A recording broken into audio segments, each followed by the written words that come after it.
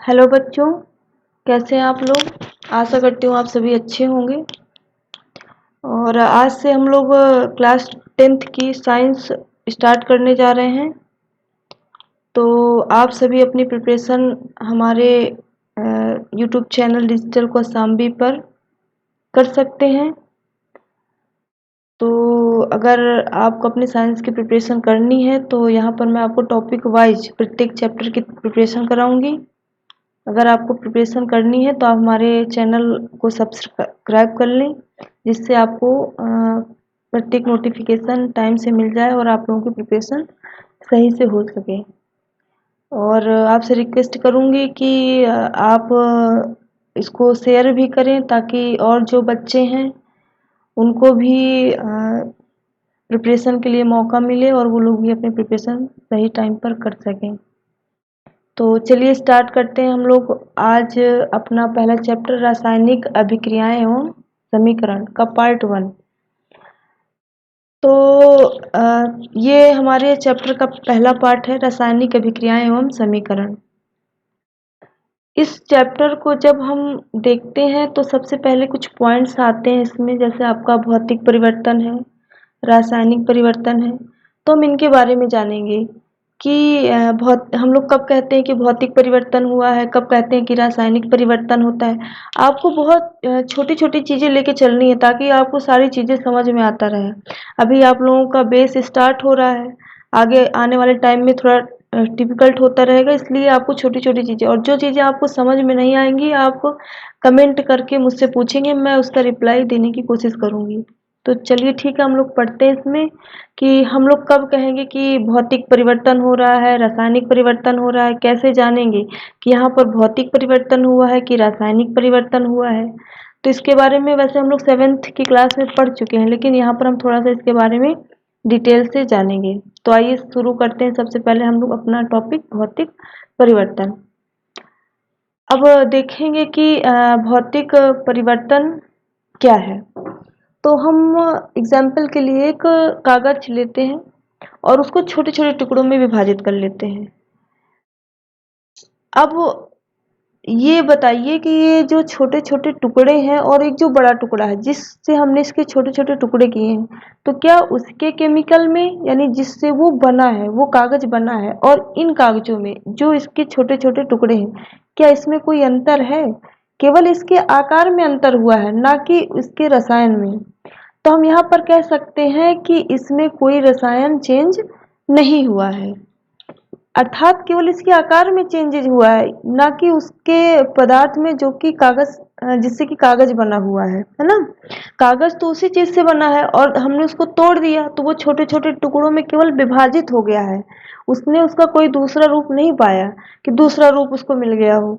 ठीक है, तो यहाँ पर एक बात क्या निकल कर आती है भौतिक परिवर्तन में, कि रसायन चेंज नहीं होता, यानी उसकी अवस्था तो चेंज हो रही है लेकिन उसके रसायन में कोई चेंज नहीं हो रहा है। यहाँ पर एक एग्जाम्पल और ले लेते हैं हम। जैसे बर्फ है, पानी है और वाष्प है। बर्फ ले लिया हमने, अब उसको थोड़ा सा पिघलाएंगे तो वो क्या बन जाएगा, पानी बनेगा, और उसको थोड़ा और गर्म करेंगे तो वो क्या बन जाएगा, वाष्प बन जाएगा।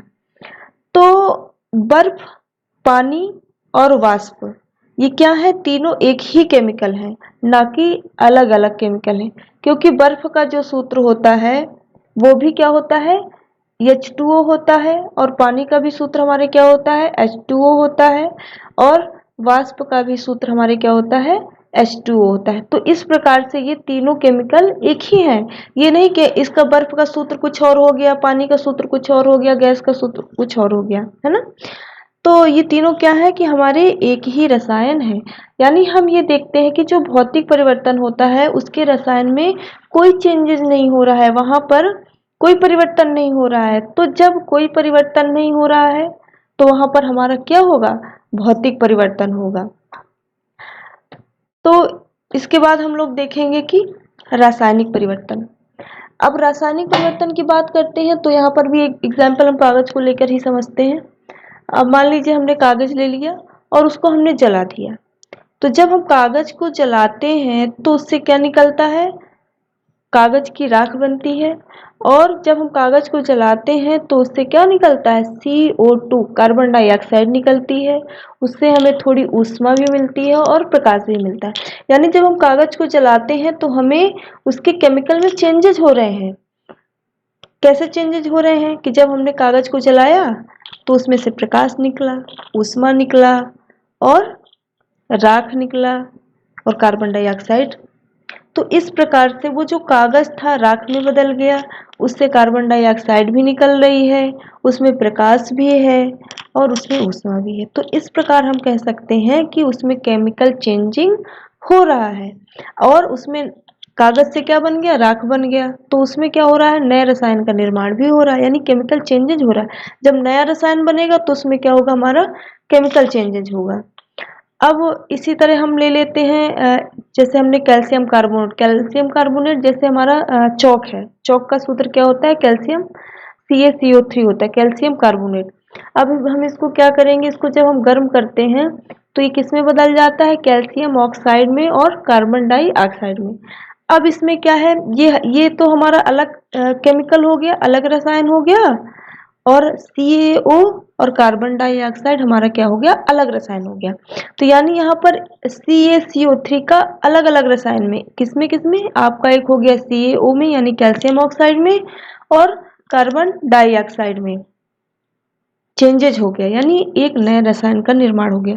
तो जब केमिकल चेंजेज हो रहे हैं तो इसका मतलब हमें क्या है, वहां पर रासायनिक परिवर्तन हो रहा है। इसी प्रकार से एक एग्जाम्पल और देख लेते हैं यहाँ पर, जैसे हमारा है हाइड्रोजन और ऑक्सीजन। जब इन दोनों अणुओं को आपस में हम मिला देते हैं तो हमारा नया रसायन क्या बन जाता है, जल बन जाता है।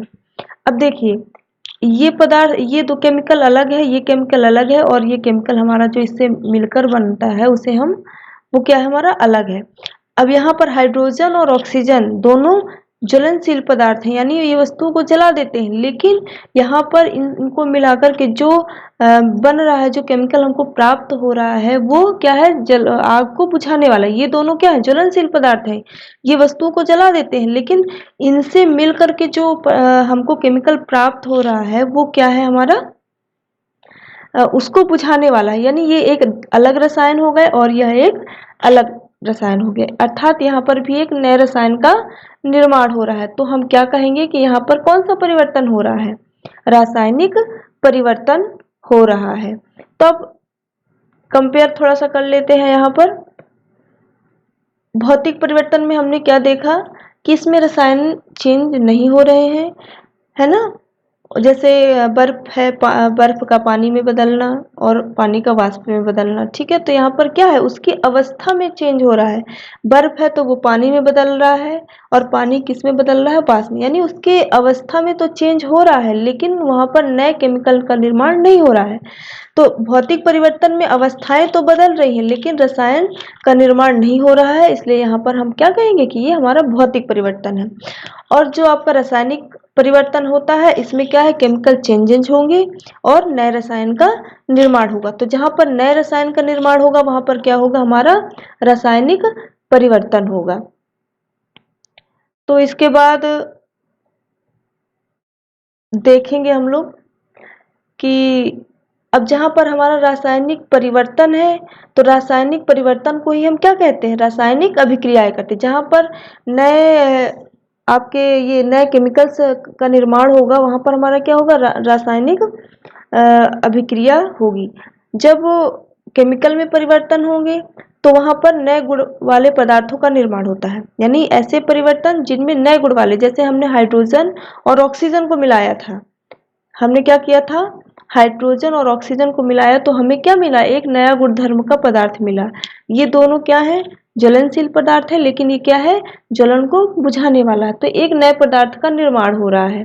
तो यहाँ पर यही बताया गया है कि ऐसे परिवर्तन जिनमें नए गुण वाले पदार्थों का निर्माण होता है उसे हम क्या कहते हैं, रासायनिक अभिक्रिया कहते हैं। और ऐसे पदार्थ जो किसी रासायनिक अभिक्रिया में हिस्सा लेते हैं, रासायनिक अभिक्रिया वही हमारी जो केमिकल रिएक्शन हो रहा है ना, ऐसे पदार्थ जो किसी रासायनिक अभिक्रिया में हिस्सा लेते हैं हम उन्हें क्या कहते हैं, अभिकारक कहते हैं। जैसे हमने यहाँ पर क्या लिया, हाइड्रोजन और ऑक्सीजन, तो ये क्या कहलाएंगे, हमारे अभिकारक कारक कहलाएंगे। यानी इन्होंने केमिकल रिएक्शन में क्या किया, भाग लिया। जब रासायनिक अभिक्रिया हो रही है हमारी, तो इन्होंने इन रसायनों ने भाग लिया, तो इनको हम क्या कहेंगे कि ये हमारे कौन से पदार्थ है, ये हमारे अभिकारक हैं। ठीक है। और इसके बाद ऐसे पदार्थ जिनका निर्माण रासायनिक अभिक्रिया में होता है उन्हें हम क्या कहते हैं, उत्पाद। जैसे हमने हाइड्रोजन और ऑक्सीजन लिया और हमें प्राप्त क्या हो गया, हाइड्रोजन और यानी H2O यानी जल प्राप्त हो गया, तो ये जल हमारा क्या कहलाएगा, उत्पाद कहलाएगा। जो भाग लेगा वो अभिकारक कहलाएगा और जो पदार्थ हमको प्राप्त होगा वो क्या कहलाएगा, अभिकारक कहलाएगा। तो इस तरह से ये दोनों डेफिनेशन हमारी क्लियर हो जाती है। यहाँ पर एक बार फिर से देख लेते हैं। ऐसे परिवर्तन जिनमें नए गुण वाले पदार्थों का निर्माण होता है उसे हम क्या कहते हैं, रासायनिक अभिक्रिया कहते हैं। तथा ऐसे पदार्थ जो किसी रासायनिक अभिक्रिया में हिस्सा लेते हैं, यानी जो जो पदार्थ हमारे रासायनिक अभिक्रिया में हिस्सा लेंगे उन्हें हम क्या कहेंगे, अभिकारक कहेंगे। और ऐसे पदार्थ जिनका निर्माण रासायनिक अभिक्रिया में होता है, जो पदार्थ हमें प्राप्त होगा रासायनिक अभिक्रिया के बाद उसे हम क्या कहेंगे, उत्पाद कहेंगे। अब आइए हम देख लेते हैं कि रासायनिक अभिक्रिया के एग्जाम्पल क्या क्या है। हमें कैसे पता चलेगा कि ये रासायनिक अभिक्रिया है कि ये तो कि भौतिक है। ये तो आप लोग जान ही चुके हैं कि हम अवस्था देख करके, अगर केमिकल बन रहा है नया केमिकल, तो वहां पर रासायनिक अभिक्रिया होगी, और अगर केमिकल नहीं बन रहा है तो वहां पर हमारा भौतिक परिवर्तन होगा। तो हम लोग केमिकल रासायनिक अभिक्रिया के कुछ एग्जाम्पल्स देखते हैं यहाँ पर। जैसे भोजन का पाचन हो गया, श्वसन हो गया, लोहे पर जंग लगना हो गया, मैग्नीशियम फीते का जलना हो गया, और दूध से दही का बनना हो गया। तो ये क्या है, हमारे रासायनिक अभिक्रिया के उदाहरण हैं। अब हमें कैसे पता चलेगा कि रासायनिक अभिक्रिया हो रही है कि नहीं हो रही है, तो इसके लिए हम लोग देखेंगे कि इसके, अगर मान लीजिए एग्जाम में आपसे पूछ लेता है कि आप कैसे पता करेंगे कि यहाँ पर रासायनिक अभिक्रिया हो रही है कि नहीं हो रही है, तो हमें वहां पर 4 बातें लिखनी होगी। पहला तो कि अवस्था में परिवर्तन, रंग में परिवर्तन, तीसरा है तापमान में परिवर्तन, और चौथा है गैस में। अर्थात अगर रासायनिक अभिक्रिया हो रही है तो हमें ये चारों परिवर्तन वहां देखने के लिए मिल सकते हैं। पहला क्या हो गया आपका, अवस्था में परिवर्तन, दूसरा है रंग में परिवर्तन, तीसरा तापमान में, और चौथा गैस में। तो इसके लिए हम एक इजी एग्जाम्पल लेंगे। जैसे कि यहाँ पर ये एक कोनिकल फ्लास्क लेंगे, उसमें हम क्या डालेंगे, जिंक के छोटे छोटे टुकड़े डाल देंगे। ठीक है। और उसको H2SO4 यानी ये तन सल्फ्यूरिक अम्ल है। इसके बारे में हम लोग नेक्स्ट आने वाले चैप्टर के बारे में पढ़ेंगे, H2SO4 के बारे में भी और जिंक के बारे में भी। आने वाले चैप्टर में हम लोग इसके बारे में डिटेल से जानेंगे। तो यहाँ पर हम लोग एक कोनिकल फ्लास्क लेंगे और उसमें क्या करेंगे, इसके छोटे छोटे टुकड़े डाल देंगे, जिंक के छोटे छोटे टुकड़े डालेंगे और उसमें H2SO4 मिला देंगे। तो जब हम Zn यानी जिंक को H2SO4 के साथ क्रिया कराते हैं तो वहां पर हमें ZnSO4 और हाइड्रोजन गैस प्राप्त होती है। तो इस प्रकार से यहाँ पर ये तो हमारे अभिकारक हो गए और ये हमारा उत्पाद हो गया। अब हम कैसे देखेंगे कि यहाँ पर केमिकल हो रहा है, तो अवस्था में परिवर्तन हो रहा है। पहले आप देखे होंगे कि इसमें हम छोटे छोटे टुकड़े डालते हैं, फिर इसको H2SO4 के साथ मिलाते हैं तो इसकी अवस्था में परिवर्तन हो जाता है। अब क्या देखेंगे यहाँ पर, रंग में भी परिवर्तन। जैसे मान लीजिए कि लोहा है ना, लोहा है तो उसमें जब जंग लग जाता है तो पहले उसका कलर कुछ और होता है और जंग लगने के बाद उसका कलर कुछ और हो जाता है। अगर इसीलिए कहा गया है कि अगर लोहे पर जंग लगता है तो वो कैसी अभिक्रिया मानी जाएगी, आपकी रासायनिक अभिक्रिया मानी जाएगी। इसके बाद आता है तापमान में परिवर्तन। तापमान में भी परिवर्तन होता है जब हम यहाँ पर जिंक और H2SO4 की क्रिया करवाते हैं, तो जब हम परख नली को छूते हैं तो हमें गर्माहट महसूस होती है। अर्थात उसके तापमान में भी परिवर्तन, पहले ठंडा था और जब अभिक्रिया कराई जाती है तो उसके तापमान में हमें परिवर्तन देखने को मिलता है। यानी जब हम उसको छूते हैं तो हमें वहां पर गर्माहट महसूस होती है। और गैस का उत्सर्जन, जब जिंक की H2SO4 के साथ हम क्रिया करवाते हैं तो हम यहाँ पर देखते हैं कि हमको हाइड्रोजन गैस भी प्राप्त होती है।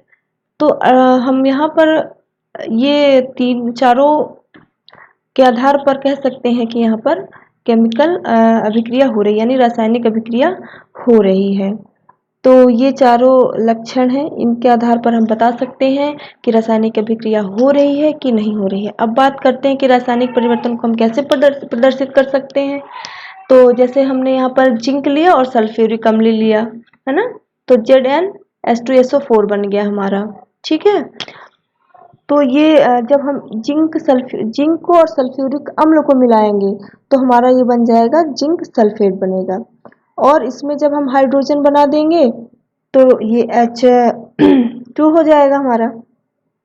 अब हम इसको दर्शाएंगे कैसे रिएक्शन में, तो जिंक का सूत्र होता है हमारे Zn और सल्फ्यूरिक अम्ल का सूत्र होता है H2SO4। और जब ये उत्पाद हमारा बनेगा इधर तो हमारा क्या बन जाएगा, जब तो ZnSO4 तो ये हमारा क्या हो जाएगा ZnSO4 और इसमें हमारा क्या बच जाएगा H2 यानी हाइड्रोजन गैस बच जाएगी। तो इस प्रकार से हम रासायनिक परिवर्तन को प्रदर्शित कर सकते हैं। तो आज की वीडियो में बस हम इतने ही टॉपिक कवर करेंगे। नेक्स्ट वाले वीडियो में हमारा और भी इंटरेस्टिंग बनाने की मैं कोशिश करूँगी। और आप लोगों से रिक्वेस्ट है कि थोड़ा पढ़ाई में ध्यान दीजिए और अपने दोस्तों के साथ भी वीडियो शेयर करो ताकि सभी बच्चे पढ़ाई कर पाएँ और टाइम से अपना सिलेबस कवर कर पाएँ। तो और अगर आपको कोई भी इस टॉपिक से रिलेटेड क्वेश्चन पूछने हैं तो आप मुझसे कमेंट करके पूछ सकते हो। Thanks for watching.